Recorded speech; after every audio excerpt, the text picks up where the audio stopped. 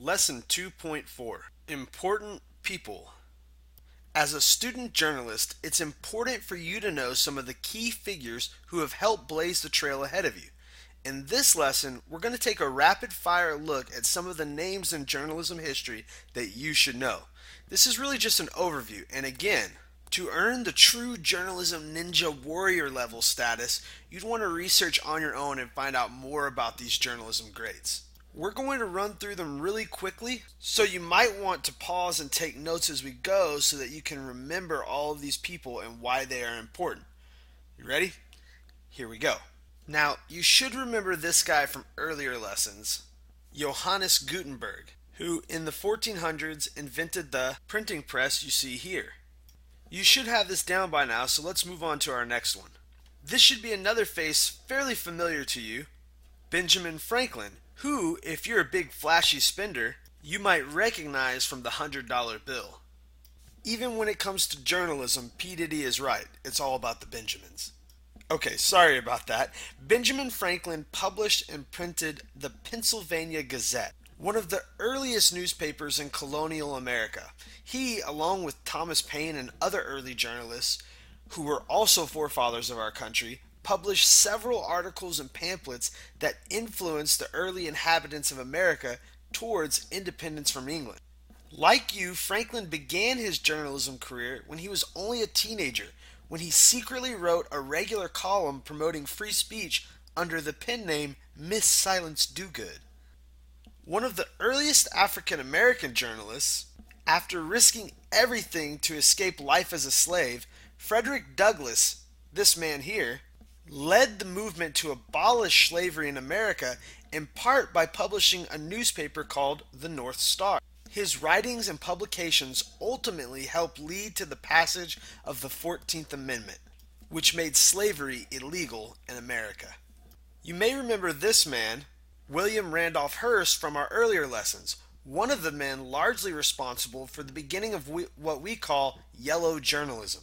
His newspaper, the New York Journal, was one of the largest, most influential papers at the time, and he kept buying up newspaper businesses all over the United States, creating one of the most powerful news empires in history, and becoming extremely wealthy at the same time. During the same time, Hearst's contemporary and business rival, Joseph Pulitzer, published the other popular paper, the New York World. Pulitzer also helped bring about yellow journalism because he tried to compete with the sensational and entertaining headlines that Hearst's papers produced. One of the most famous events involving both Pulitzer and Hearst occurred when the two men over-exaggerated several events that would help start the Spanish-American War. When an American ship seemed to have sunk because it hit a Spanish mine, Hearst famously told his artist on the scene to exaggerate the image and make it more dramatic, allegedly saying to his artist, "You furnish the pictures, I'll furnish the war." Both men were said to have had a huge hand in bringing about the Spanish-American War, and their competition and exaggeration began some of the worst habits in journalism. After he battled with Hearst for readers and circulation, Pulitzer would move away from exaggerated journalism and set down important rules and boundaries for how we practice journalism today. Now he's known as the father of journalism. These weren't the only two men going after it at the time. In response to Pulitzer and Hearst's introduction of yellow journalism, Jewish American Adolph Ochs bought out the struggling New York Times newspaper and embraced the slogan, "All the news that's fit to print." Instead of entertainment and shock value, he stressed the importance of honest and trustworthy news gathering and reporting. And under his ownership, the New York Times became one of the world's most trusted sources in news. One of the first female journalists, at a time when women were not typically accepted in the field of journalism, Nellie Bly led the way in what's called investigative reporting, and was one of the first investigative reporters who took risks in order to expose wrongdoing. One of her most famous investigations involved her secretly admitting herself to an insane asylum in order to report about the abuse and neglect she found there.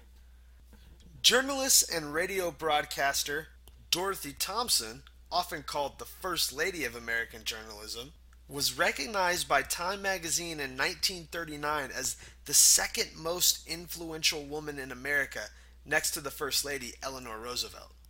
And this was all at a time when most women were kept from positions of influence. She's best known for her work as a foreign correspondent, traveling the world and reporting on the news. Ida B. Wells was one of the first African American female journalists to break into the industry. She famously used her influence in journalism to fight to stop the lynching of black Americans. Her work earned her the reputation of a crusader for justice and a defender of democracy. Margaret Burke White was an early female photojournalist for the popular Life magazine. She famously covered the struggle of regular Americans to survive during the Great Depression, taking famous iconic photos like this one and this one, along with photographing and reporting on some of the world's most important events of her day, including taking iconic photos of leaders like Joseph Stalin and Gandhi.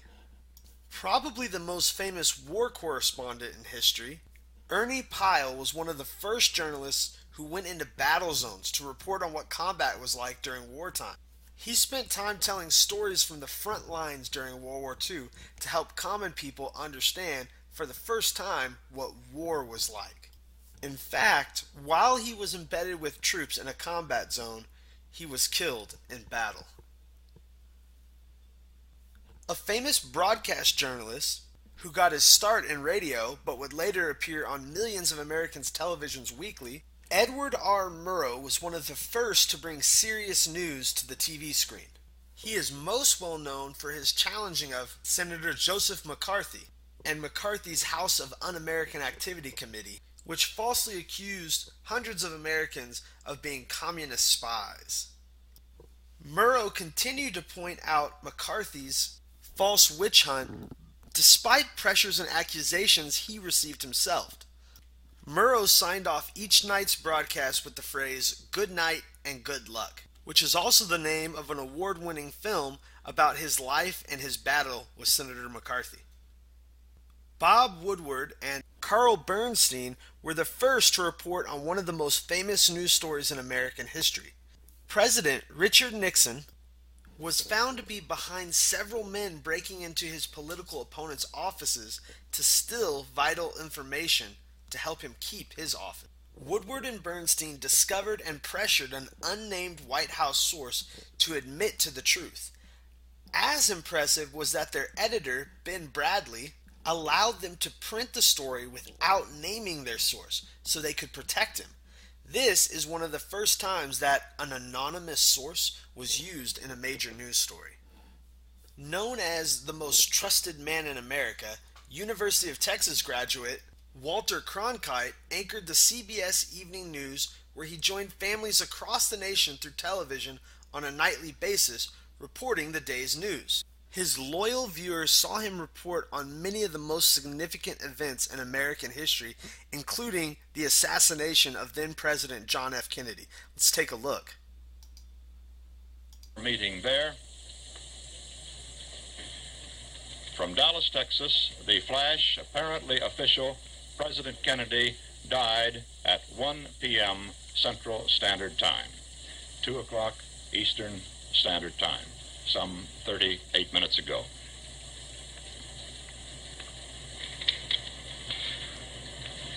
Vice President Lyndon Johnson has left the hospital in Dallas, but we do not know to where he has proceeded. Presumably, he will be taking the oath of office shortly and become the 36th President of the United States. That same voice would also narrate for the world man's first steps on the moon. Take a look. Neil Armstrong, 38-year-old American, standing on the surface of the moon. Cronkite shared these events with America, all as a part of his regular 6 o'clock evening news.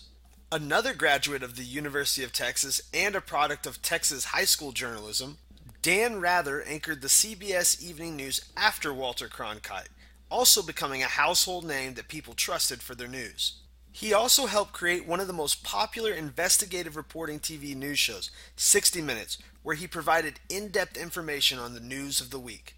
William F. Buckley was the host of one of the nation's longest-running political commentary television programs called Firing Line, in which he stirred political discussions and debate. His style of program still dominates cable news networks to this day, and he essentially made politics a more important part of news today. And last but certainly not least, you should know Carl Rowan. He's one of the most honored reporters in the history of the United States, and his columns have been published in more than 100 newspapers across the country. Despite prejudices at the time, Rowan became a trusted voice of reason for many Americans. The press room at the U.S. State Department is named in his honor. This is just a small portion of some of the most famous and important journalists. You should do some research on your own to find out more about the people who've blazed the trail in journalism.